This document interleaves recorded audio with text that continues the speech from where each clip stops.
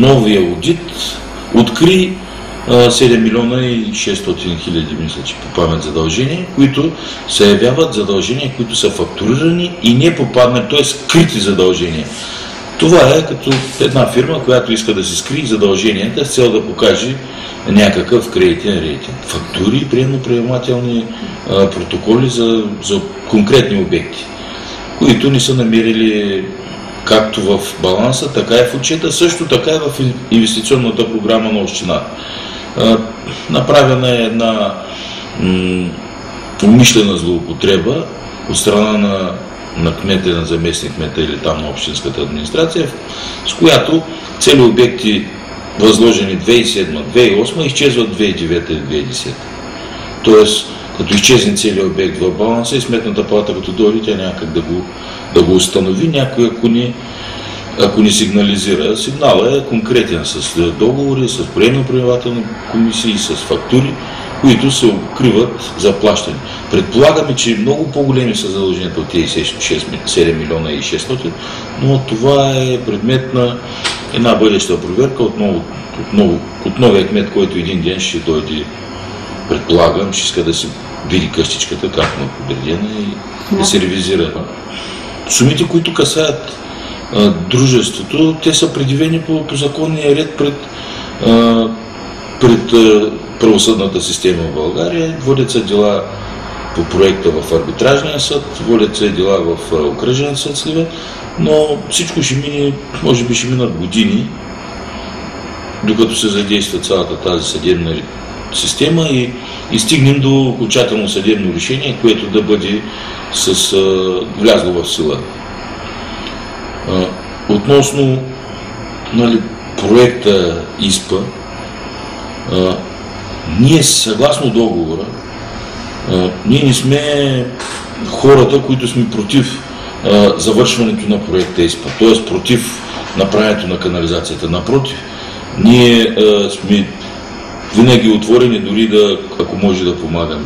От това може да ви стане ясно, че 45 дена след като бяхме отстранени, пред съдебната палата и пред центъра ние полагахме павета и правихме центъра, за да може да се влезе, защото щеше да бъде града лишен и от това. Най-трудоемкото е монтажа на паветата в градската част. И друго да стане ясно на вашите читатели, че в европейските проекти има залегнати срокове. Там, при условие, че не ти дадат строително разрешение, трябва да искаш санкции за забавяне на строителство. Там, при условие, че не ти платят в указания срок, трябва да предявиш претенции в по-горен орган, т.е. да заведеш, да уведомиш МОСВ и да заведеш дела пред арбитражен съд. Това сме направили.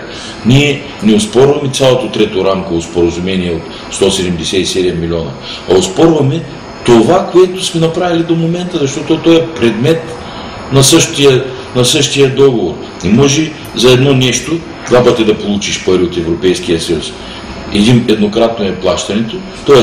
това, което сме направили, трябва да се засече и да бъде предмет на съдебен спор, което сме направили. Същото за същата част ние си претендираме пред Върховния административен съд с цел при едни евентуални експертизи, които неминуемо предстоят, да се докаже кой е виновен и кой е невиновен, кой лъжи и кой не.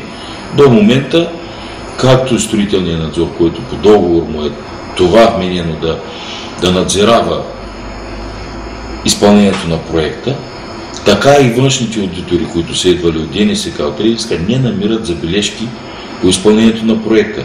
Има две шахти, които са незавършени, защото в тях частично направени, защото в тях трябва да се вклини друг клон, който не е изграден.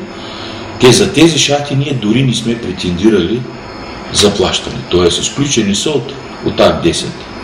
Относно водопроводната мрежа по ОПОС, която Нона Караджова приведе 10%, до момента имаме приета работа с Акт 10, подписана от Лечко и от община Сливен, т.е. от възложителя, за 500 хиляди лева, от които няма платен нито една стотинка. И там е престъплението им, дали са изразходили европейските средства, които са преведени авансово. Аванс нямаш право да задържаш аванс, защото с аванса ти започва работата. Това не е примерно някакви пари да ги вземем и да ги направим преходен остатък, както е в практиката при него и следващата година да ги харчи както той си реши. Това е практиката в община Сливен. Целеви средства не се разплащат в годината, за следващата година стават преходен остатък, обекта, който трябва да се разплати, изчезва и този преходен остатък отива по други обекти за